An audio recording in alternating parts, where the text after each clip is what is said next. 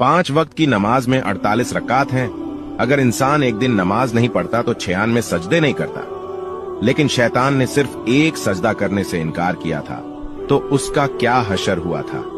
ए उम्मती, जरा अकेले बैठकर सोच, तू कितने सजदे तू छोड़ चुका है। सभी भाइयों के पास शेयर जरूर करें।